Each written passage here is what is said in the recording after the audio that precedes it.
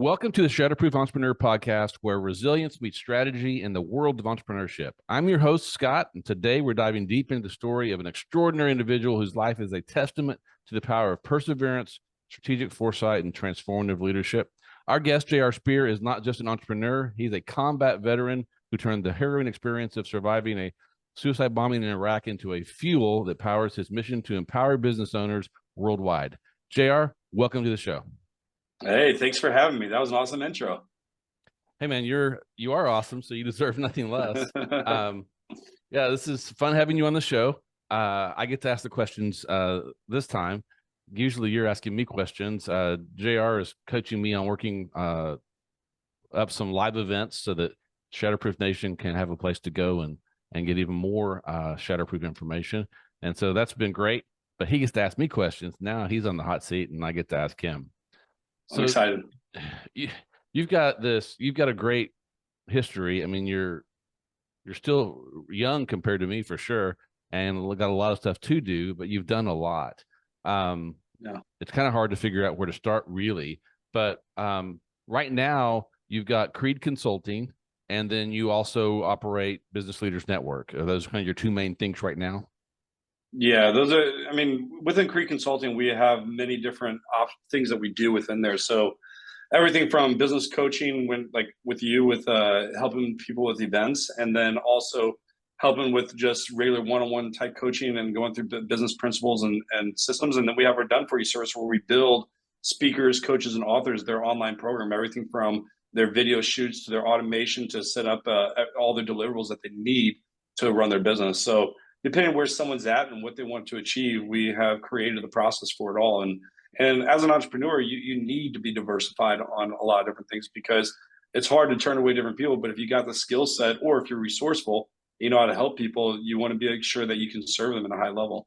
And then Business Leaders Network, our mission is to truly, build a community of emotionally intelligent servant leaders. And we do so by empowering them with tools and resources that can help them grow, as well as a community and connection and real referrals through each other. And so I thrive on just serving people and helping them. And I mean, whether I get anything out of it, if I know that I made a difference in someone else's life, made a connection, gave something that can bring some value to them, is something that really makes me happy. But my entrepreneur career, I always kind of joke, and if you don't mind me sharing, I'll kind of go in where I started. Yeah, so I mean, I grew up in a family-owned business since I was pretty much born. My mom always owned a martial arts school. I'm one of 5 kids. I have 4 sisters and myself, and majority of my childhood, my mom was a single parent raising 5 kids, and we all grew up in the martial arts school, and that was just our life. We went to school, then we went to the martial arts school, and we would train and clean and do everything that it took. And so I started teaching since I was about 10 or 11 years old. And my mom always jokes saying, yeah, Jared doesn't know a stranger. I never really had a fear of standing in front of people, but I loved to teach. And I would do so never with getting anything out of it other than just knowing I helped someone.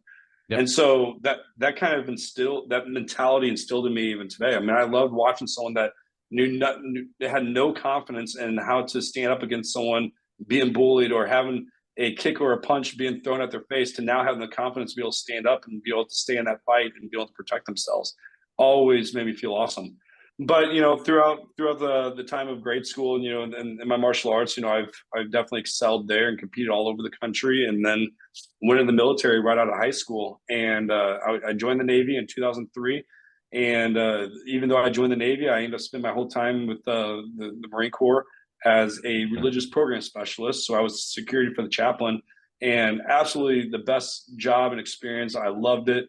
And definitely learned a lot from there. I had every intention of retiring from the military, but through different circumstances, I got deployed in 2006 and 2007, and kind of like what you said in the intro, I survived a suicide bombing at a walking checkpoint on February 7th of 2007, and that changed the whole trajectory of my life, and it really made me reflect of okay, is this what I want? And definitely took on a lot of injuries and damage from that, and it affected me in a lot of ways. And even today I still struggle with movement of my right arm, and the whole right side of my face and my body is still affected, and kind of numbness and pain all the time. And even when I talk, I get ringing in my own voice and echo of my own voice in my right ear. So So it's a constant reminder, even though it was such a long time ago, it was 17, 18 years ago from now. But it definitely helped shape me and for who I am. And so when I got back from deployment, we got back to May 31st, and I was out of the military July 10th of 2007. And then I started my first business that fall, and it was a martial arts school. Because I knew I didn't want to work for anyone. I was like, you know what? I'm done being told what to do. I'm done, being yelled at or whatever it may be. And I wanted to start my own thing, but I didn't know what to do. So I started martial arts school, and martial arts is what I do. And I was glad that I did it. I learned a lot. But when I started the school, I knew I was really good at teaching, but I sucked at business. I didn't know anything about business. And I started college at the same time, went to a Bible school for a semester, and then I switched over to a business degree. And when it came to business, I leaned on to my mom when it came to business knowledge and stuff. And even though she was a business owner, she was not the most savvy person when it came to business. And so my lessons learned wasn't always the best. So I hired a coach. And I'll tell you, that was the number one thing that transformed the way that I am as an entrepreneur today. I mean, yes, I have a bachelor's degree in business, but having that coach, he showed me how not just to run a business, but how to create offers, how to run events, how to present and sell to a group, how to actually manage a team. I mean, everything that it takes to build a business, he showed me. And there were a lot of pain points. There was a lot of struggle that I went through, a lot of let's just say tug of war, things that he wanted me to do. And I was like, I didn't want to do it, but I still did it because I was like, okay, I hired him. He must know best. So let me do it. And I'm so glad I did, because the same things that he taught me back then, back in 2008, I've implemented in 6 other businesses. And so since then, I had a martial arts school, then I sold that. And then I built a massive fitness business in 4 cities. Then I had a publication franchise that I did for about 3 years. Then I, started my consulting business at the time. It's called the 100K Fit Pro, where I was only helping nutritionists and fitness coaches and personal trainers. And then at the same time, I was building Fit Pro Funnels, which was my advertising agency. I built funnels and automation for fitness professionals. And then in 2019, it was either 2019 or 2020, I combined the two, 100K Fit Pro and Fit Pro Funnels, into what is now today Creed Consulting. And then 2022 is when I monetized and BL Business Leaders Network. And so the crazy thing is this: once you learn systems and processes and things that work, you can duplicate that in any other business. And I'll say the number one thing that helped me build every single one of the businesses were events. And that's the one thing that's really I've been able to duplicate. And that was what my first coach taught me how to do. He showed me how to run, free events, paid events, and how to leverage them to actually build wealth. And it's been the number one resource to really help me grow. And anytime I've gotten away from doing events, I always struggle. It's like, oh, well, where am I going to get leads? How many generate sales? I'm like, let me go back to what I know. And every time I do, I go back to events. And that's when I start seeing the uptick in what I do. And here's the thing that people need to understand when it comes to events. Events have been going on longer than most of us have even been alive, for centuries and decades, forever. And the big question that people need to really understand is what is the one event that happens every single week and yet still gets paid every single week? And it's the church. When you think about it, the church hosts an event every week, a Sunday service or whatever day they do their service. They ask for money, they ask for a tithe, and people pay them.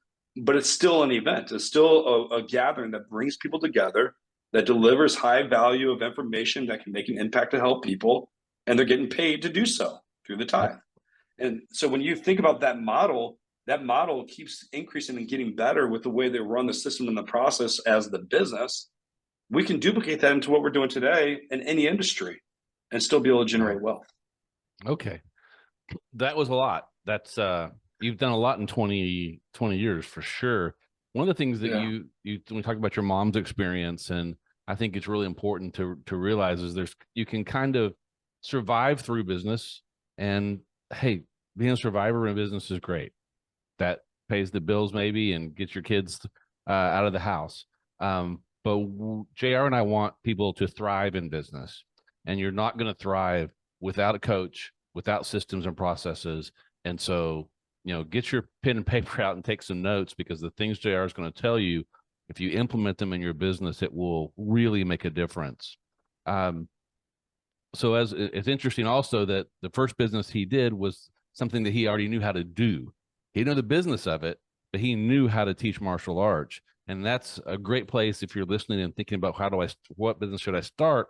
Find something that you know, and you can start there with that business, learn how to do systems and processes, and you'll kind of, with that momentum, it'll carry you into something more that maybe is more your purpose or the place that you really need to serve, would be kind of what I would advise. So Jared, let's talk about events. Since you and I've been talking about that quite a bit, let's if you don't mind, let's look under the hood a little bit and share some secrets, some tips that, because I know someone's listening right now, they're going, I'd love to do a live event. And so let's give them a little bit of what you need to do to have a live event. And then they can reach out. We'll tell them how to reach out to you later if they want to get your help doing it, which I highly recommend. But so we'll pretend like I don't know.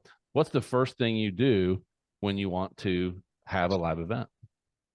Yeah, but anytime you do an event, and this is when you do virtual or in person, whatever it may be. I mean, I'm an in-person guy because I love connecting, shaking hands, giving hugs, and loving on babies, So, but having that in-person reaction, not just that, it's the energy in the room that people feel whenever you get there. And then when I can have that energy in that room, I feel more connected. The people feel more connected to me, and then trying to do what's next, upsell, whatever that may be, is a lot easier than it is from a virtual standpoint. And not just that, you got their attention. And when it's virtual, it's really easy to tune out and not be able to do it. But the first step when it comes to hosting any type of event is you got to think about, like, what is the purpose of it? Because there's many different types of events that you can do. And you have to be like, okay, are you looking for you giving an experience? Are you looking to generate revenue? Are you looking to generate leads? What is it that you want it to be? Because the types of event that you do or what the outcome of what you want to achieve is going to determine the type of event that you do. Yep. So when I have a martial arts school, my coach always forced me to do 2 events every single month. And this is something that I try to encourage people to do as well, but in a different facet. But he would always make me do a paid event and a free event every single month. That was like the number one thing. And it was hard. And so like a free event was like bring a buddy, break a board type thing, or like it could be a self-defense seminar or whatever it may be. But then a paid event could be like a parents' night out or glow-in-the-dark dodgeball or whatever, to get people to pay to be able to come there, and and we serve them at that level. But you need to figure out, like, what is the goal of your event that you want to do in the first place. And so if you're looking for an experience, you might want to do like a retreat, and where people are going to have some R&R, time to relax and have some time for masterminding. Or if you're a personal trainer, and maybe a time to come and learn how to meal prep, have some, relaxation and yoga or whatever, you're working out, whatever it may be. But you got to think about, like, what is the goal that you want them to achieve when they come to your event? And I always try to say, like, what is your big promise? Like, what do you want them to walk away with, the big promise from that event? It could say, hey, you know what? I want to shatter-proof their business. When they come to this event, yes, it's going to be like a fire hose down their throat and give them a lot of information, but they're going to walk away leaving with a process that can help. And so that might be like a boot camp or a workshop type of event, or some type of intensive. You can also do like what I call, and this is something that everyone should even consider, what I call one-day events. And so like one-day events could be a lunch and learn, a 2 to 3 or 4 hour workshop type thing, or it could be a webinar. It depends if you want to do it in person or if you want to do it virtual. But one-day events should be something you want to do. But that's not number one. You got to determine what kind of event that you want to do. What's the big promise that you want to provide, and what's the problem you want to solve? The second thing, which is going to blow everyone's mind because no one really thinks about this, but it's like the right away what I make everyone do: book it. You got to schedule and you got to book it. And the reason for that, because so many people say, hey, I'm going to host an event someday. Hey, I plan on doing an event later this year. Hey, I plan on doing this, but then it never really happens. But when you schedule it and you book it, guess what? Now you're accountable to actually taking the steps that it takes to actually plan the event. And so you need to determine what type of event that you want to do, retreat, workshop, whatever it may be. And then you find the location that's going to do it. Now, when it comes to choosing the location and where you're going to book it, is let's just say you're doing a workshop or a retreat, and you have to think about, Are there going to be people that are local coming, or is it going to be people that are going to be traveling to? Well, you want to make sure that it's convenient for those attending. So if you know that most of the people coming to your event are going to be traveling, you got to make it convenient where it's like, okay, I need to be close to a hotel or an airport with the hotels and all these different things to be able to making sure that it's going to be easy and convenient for them, but also in a place where there's going to be good food and entertainment and, safe, where they feel comfortable and all these different things. And then if you're going to have a lot of people travel, you got to think about it. Is it at a place that people want to even travel to? Because that plays a huge part into it. So if you're saying, hey, you know what, I know a lot of people are going to travel and I'm going to do it in the middle of Springfield, Missouri, where there's absolutely nothing and there's no airport around there. Well, you're probably going to have a hard time getting people there. Versus, hey, I'm going to do it in Orlando, Florida, or Tampa, or Miami, or even in Austin, Texas, whatever it may be, having a place that people want to travel to have a good experience. That's what you want to do. And is there going to be some fun that they could do and turn into a vacation, because that's good selling points. And for that as well is like, okay, you know what, come to our event, but make a vacation. I would bring your spouse, solve the problem that people have. What am I going to do with my kids? It's like, okay, do you have an option for kids or whatever it may be? Maybe it's not, maybe you do, but that is a problem that some entrepreneurs struggle with. So locking in the location and choosing the place that you want to be able to have it at. And then once you figure that out, now you got to determine all the expenses. People don't think about all the extra cost that comes when it comes to hosting the event. I mean, it's not just let me go rent a space and then I'll host my event. Well, no, you need help. It's not just going to be just you, but you got the cost of the space. Then you have the cost of the food. You're going to want a videographer and a photographer. And if you had to choose one or the other, I would say videographer, so you can turn to social content or repurpose for other things later on. You're going to need to think about like, okay, am I going to have a workbook or a program that they're going to do? So who's going to design it? Where am I going to print it? Are you going to have any swag gear? Are you going to give any type of t-shirts? Are you going to give any type of promotions, a bag or whatever it may be? Are you providing any type of entertainment? So like, let's just say it's a 2-day event. Are you going to do any entertainment that night to keep people together? Or is everyone just kind of going off on their own? All these different things people need to really think about when it comes to the extra cost and expenses of the event.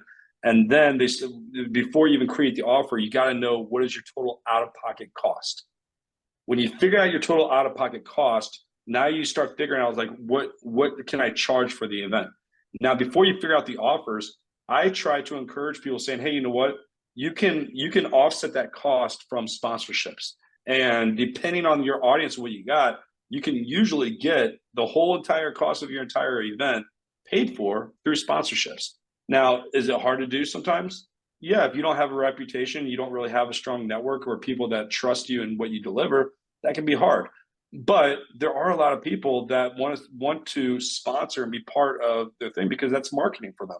That's an opportunity to be in front of people that they probably wouldn't have been able to do before. Now, here's something that people need to understand. The fastest way to grow your network and to get more sales is by leveraging other people's networks. Yep. The fastest way to get more sales and to grow your network is by leveraging other people's networks. And this is why events are so powerful, because now I'm in a room of people that I probably would never have met before. And I didn't have to work that hard to be able to be in front of them because it's someone else that did it. So for me, sponsoring an event and have the opportunity to be in front of people that I probably wouldn't have been able to meet before, to be able to possibly get a new client or a new sale from, is huge. And it all boils down to how you position and deliver that message for being a sponsor and the value that you give. And then you can create a whole sponsorship package of what they get, which could be multiple different things. Give them time to speak at your event, give them a banner that they can post. They might be able to have a sponsorship table to promote their items. They can probably put some items or flyers in their swag bag that you're going to give. You could probably do an email blast. You can put them on your website landing page. You can put their information into a workbook. I mean, so many different things you can do for a sponsor. But my main goal is try to offset the cost through sponsorships. So that way, when I create my offer, that most of the sales is going to come from, be profit. And there's 3 ways to actually generate revenue from any event. 1 is sponsorships, 2 is ticket sales, and 3 is your upsell. And so you got to know your expenses and the cost for everything before you can figure out your offer. You got to know your Yeah. expenses so you know what to do for how many sponsors you need to get, what to charge for it. So if you know your event's going to cost you $20,000, well, how can I create a sponsorship package that's going to offset that? And then how much can I get? How much sponsorship do I realistically from my warm market get from there? So it's like, you know what? I got 5 people that I know that will sponsor $2,000 or $5,000, whatever that may be, and have different levels that they can do. So if a high ticket $5,000 sponsorship is going to work, or 10,000, then maybe you have a $1,000 or $500 option for them to sponsor and be part of it, whatever it may be. Makes sense. And, Yeah, so then, that makes a lot of sense. Yeah, and even from ticket sales, when you figure out the expenses, now you can figure out the ticket sales. And I roughly say, if you're doing a multi-day event, I like to charge $1,000 per day. Is my math. Now that's a good benchmark. Could you do less? Could you do more? Absolutely. But I always try to say is, $1,000 a day for it. Now you may feel like, oh, you know what, this is my first event. I don't feel comfortable with it. That's okay. We got to build up your confidence and let you feel validated in what you're doing in the first place. So you may say, you know what, I don't feel comfortable doing $1,000 a day, but maybe I can do $500 a day for the event. And if that works out, where it's like, okay, I know the event cost me $20,000 to do. I know I could probably get $10,000 to $20,000 on sponsorships, but I would love to profit $20,000 from there. At $500, how many people do you need to come to your event to be able to make that profit? $1,000. You need 20 people to pay you $1,000 to make $20,000. There you go. There's your math. But we got to start somewhere when it comes to that. And then once you figure that out, now we start doing the fun things and creating the content. As we got our offer. Well, let's take a step. Let's recap it. So when it comes to figuring out your event, you got to figure out what type of event you want to do and what's the purpose of it. Free, paid, what do you want to get from it? Choose a location, date, time, location, and book it. Then you got to figure out all the total costs and expenses. After you figure out expenses, now you got to create all the offers, sponsorship offers, client offers, whatever it's going to be. And then once you do that, now I start figuring out all the different content that's going to be delivered at the itinerary. Because this is what we're going to put inside of our workbook. This is how we're going to create our landing page. Are you going to have any speakers? So if you're going to have other speakers, what are they going to talk about? How long are they going to get? And I always say you got to figure out what is the get and what is the gain. The gain is what are the benefits that they're going to receive by coming to your event, and the get is like what are they going to, the deliverables that they're going to get at the event. What's the speakers? What's the topic points? What are all these things? And the gain are the benefits that they're going to get. So we got to think about what is the get and what is the gain. And when we know that, we can create the landing page, set the automation, a way to collect payment, all those different things. Now we can create the content to put into the workbook, get that designed, put it out there, and you're good to go. And then the last piece, which is the most fun and what I love is like, what is the offer? And the offer is at the end. And because, we're doing this to give high value there, but hopefully during the experience that they learn to trust you a little bit more to be able to they want to know what's next. And so creating that offer, I try to tell people is like, okay, you can do 2 different things. You can either sell from event to event, or you sell from an event to an offer. And you can create your offer as a combination where it includes a ticket to the next event with your program and services, whatever it may be. But don't give a bunch of different offers. I try to say 2 max, but ideally 1 is best. Because the more options you give people to think about, the less likelihood you're going to have to close anyone. So you want to make sure you're creating an offer that is a no-brainer, what I call an irresistible offer, and creating an irresistible offer, the value needs to be 10 times greater than the price you sell it for. And so when you're presenting the offer, people are like, I need to do that. Like, I need to sign up right now. But you got to create that offer for what's next, because that is a big revenue generator when it comes to hosting a successful event. But you got to figure out what that is and make sure you do that well. Hey there, it's Scott Reed, cutting in for a quick moment. If you're enjoying the podcast and finding value in our discussions, you're going to love the Access Plan. It's designed for entrepreneurs like you, offering unlimited legal advice without the worry of high hourly fees. With the Access Plan, you can get the legal support you need at a flat monthly rate so you can focus on growing your business with confidence. Head over to reblaw.com/access to learn more and join Access now and get busy shatterproofing your business. Now let's get back to our amazing guest. So one thing I see that's left, and you and I have talked about this some where I am right now, is how do we fill up those seats? How do you actually get Yeah. people to register for the event? Yeah, so there's multiple different ways. I'll go to the Dream 100. So like your Dream 100 is a list that you would ultimately create, and it's broken down into three different categories. And I like to say your goal is to try to get 100 people on this list, but you start with your hot list of people that and of people that already bought from you in the past. Who are your current paying clients? Who has spent money from you within the past 6 to 12 months? Those are people that are on your hot list because they already trust you in some capacity. So they're used to spending money with you. So that's your hot list. Try to get as many of them there as you can. The next list that you have is your warm list. Your warm list are people that are engaging with your content, listening to your podcast. You've already had a discussion with them before, and on some capacity, like they know you, like they have a connection with you, they have a relationship, they trust you, and all these different things. They just never bought from you. But that's the second list. The last list is your cold list, which these are people that are kind of following you in different areas, whether it's social media, on your email list, whatever, but you don't really know much about them. They never really spent any money with you. You can kind of go and put them on your cold list.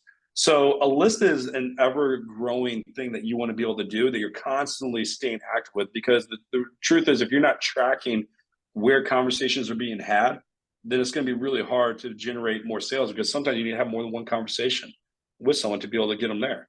And so creating a pipeline, a Google Sheet, any type of tracking system for you to be able to track those sales and those conversations is going to be really important for you.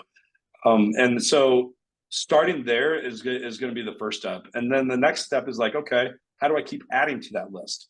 How do I keep generating those leads? Well, I always start with referrals. And so after I generate that list and I am contacting the people on my warm list, once I had that conversation with them, I would ask them two things. Say, hey, you know what? Would you be interested in coming? And do you know anyone that would be interested in coming? Could you bring someone with you? So that works really well. So I always love to bring referrals, because the good thing is, someone's going to come to an event if they're there with someone they already know and love. So I'm more likely going to go to an event if there's people there that I love hanging out with, and that I know people. Like it's awkward and not as fun to go to an event when you don't know anyone. So if I know that there's people in that room that I know, I'm more likely going to want to come. Not saying I wouldn't go to an event that there's no one there that I don't know, but Yeah. so you got referrals. Yeah, like you and I met about a year ago this week at a mastermind event, and Yeah, I knew a group of people there, and then you came with a group of people that you knew, yeah, and then by the end of it, we were all of us were friends, but it was comfortable for everyone because everyone kind of had a handful of people that they had experience with, and so they knew what to expect.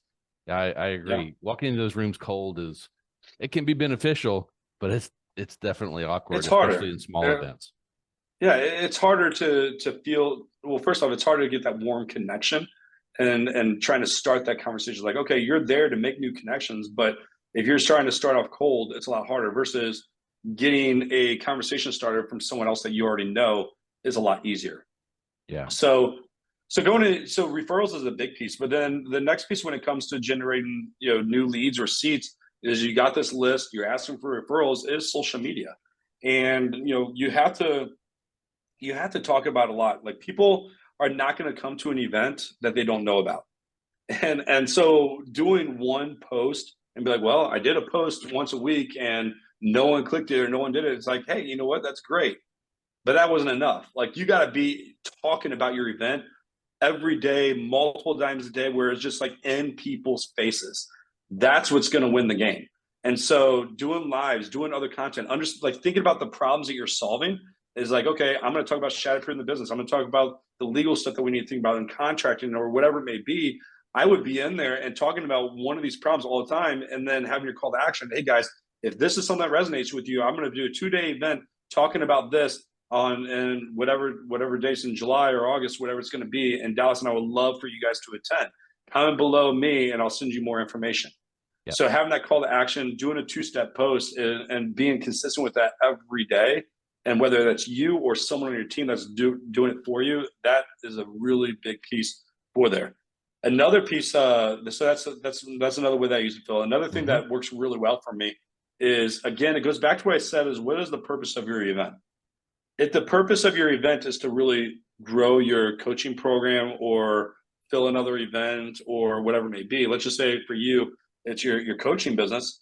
I Mhm. use my event as leverage to close the sales for my coaching business. So if I am at another person's event, which is also really good to fill your events by going to other people's events, virtual and in person, going to other people's events and having opportunities to talk is a really great way.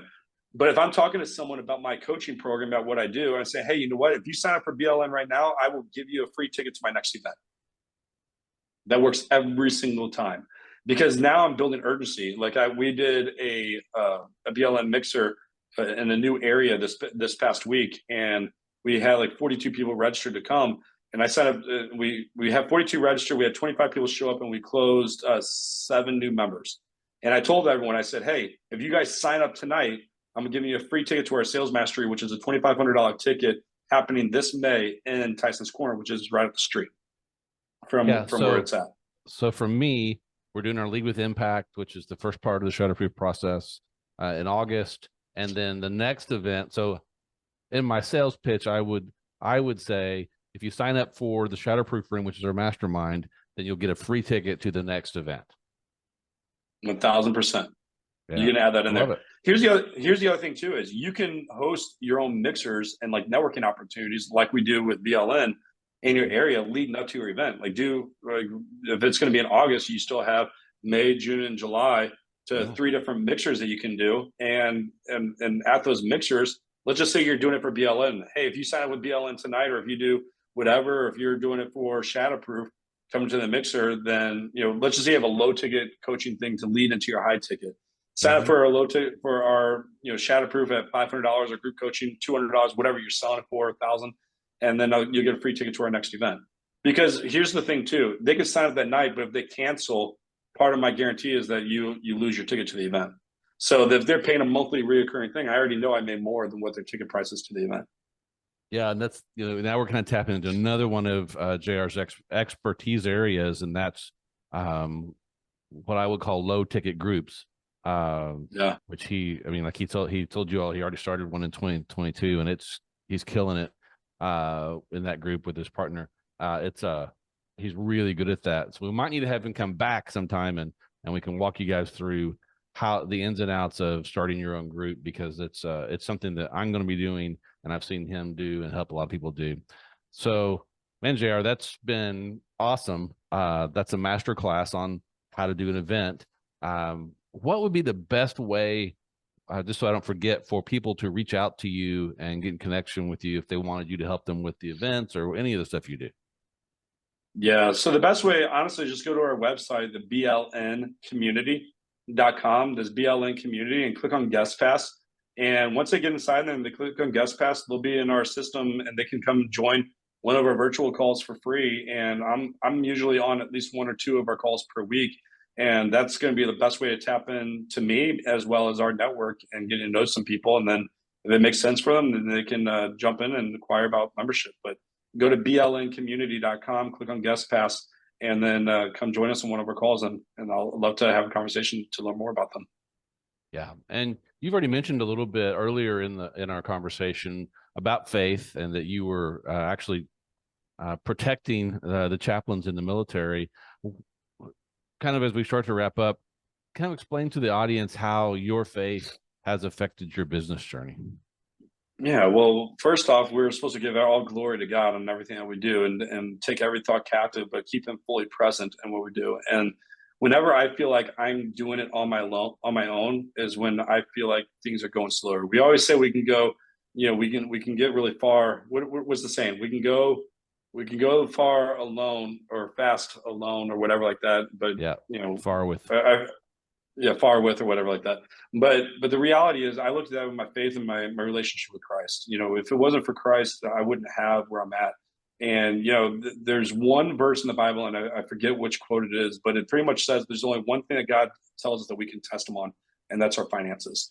And so when you are in that relationship with Christ and you test God on your faithfulness and your finances and have Him involved, He will come and bless you, because I'm a proven testament of that. And whenever I lay down at the throne and at the cross for what I have, I find that my life is easier, yes, there are struggles, but my life is easier because I know I'm not doing it alone, but I also know he blesses me even tenfold. And so the faith and your relationship with Christ inside of your business has to be the number one. I mean, above family, above business, above your spouse, that needs to be number one. It's Christ, God, your relationship, then your spouse, then your kids, and then your business. And a lot of times we have our priorities completely wrong and off balance. But when you are aligned and in balance, you'll find that you'll have more enjoyment in life, but it also things will become a little bit easier. Yep. Yeah. If you do it the other way, if you get it off balance, eventually that thing's going to tip over and come crashing down on you. So build this thing on the solid foundation of Christ, and everything will work out, right? The other thing that he promises is that he will work everything for good for those who love the Lord. So thanks for being a part of the Shatterproof Entrepreneur. And ladies and gentlemen, you're seeing the authentic J.R. Spear, and this is how he lives. He doesn't just talk about it. This is how he walks it. And so thank you so much for sharing all that wisdom with us. As we close, I'd like to offer you a blessing. May you be blessed in all your endeavors. May you be prosperous in every aspect of your life. May your path be enlightened with wisdom, health, and fulfillment. May your work not only achieve success, but create an unbreakable business legacy. Ladies and gentlemen, if you've enjoyed this and found value in it, then please like it, subscribe, review it, give me some comments, tell me what you think. And until we see you next week, stay shatterproof.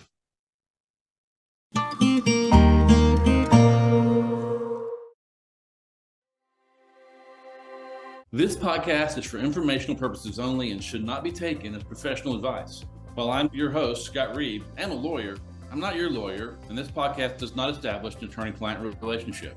The views expressed by my guests are their own and not mine, and they may not even reflect the opinion of the Shatterproof Entrepreneur podcast. So we strive to provide valuable and accurate content, but we make no representations as to the accuracy, completeness, or suitability of any information to your particular situation, and won't be liable for any errors or omissions for the application of them. Always consult a professional or in the respective area that we've discussed before making any personal or business decisions.